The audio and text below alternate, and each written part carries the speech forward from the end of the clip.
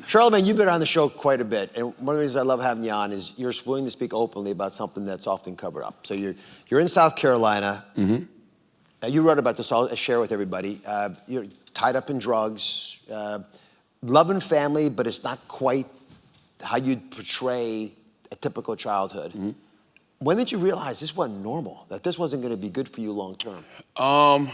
Well, actually, I didn't realize it wasn't normal until about 3-4 years ago. But I first got diagnosed with anxiety in like 2010. But prior to that, I was having panic attacks my whole life. But because of the environment that I was in, a lot of the things that I was into, I thought that the paranoia that comes with that, you know, the anxiousness that I feel with that, always feeling like I'm about to have a heart attack, the shortness of breath, I thought all of that stuff was normal.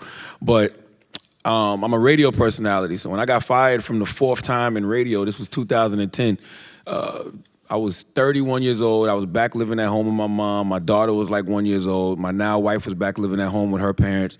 I was collecting unemployment checks, and I felt like I was having the biggest heart attack of my life one day driving down I-26, right, in South Carolina. And I remember pulling over to the side of the road saying, I'm gonna go to the doctor tomorrow. I go to the doctor tells me the same thing they always tell me whenever I used to go for these heart palpitations. He was like, yo, you have an athlete's heart, your heart is fine. He was like, do you suffer from anxiety? It sounded like you had a panic attack. And I was like, anxiety? A panic attack, what is that?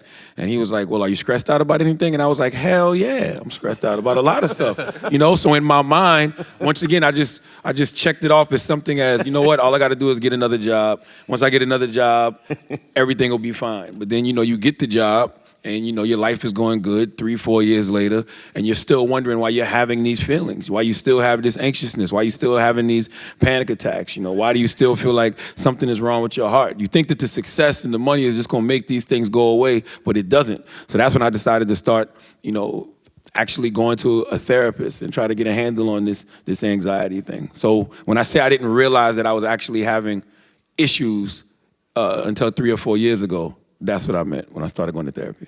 Charlamagne, you speak about working out, but sometimes you have to work it out, right, with therapy. Yeah, that's why I call it investing in your mental wealth.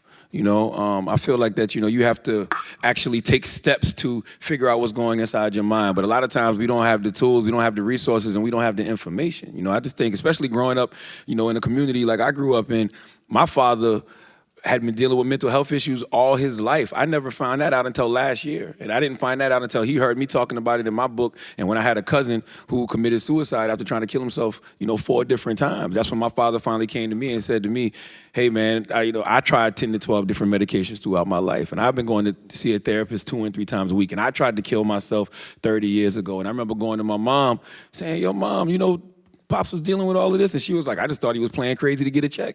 And he did eventually, you know, end up getting a check because they didn't have anything else to do. They didn't know what else to do but throw money at him. So it's like when you don't have the tools and you don't have the resources, who am I supposed to talk to when I'm dealing with issues, you know? Yeah.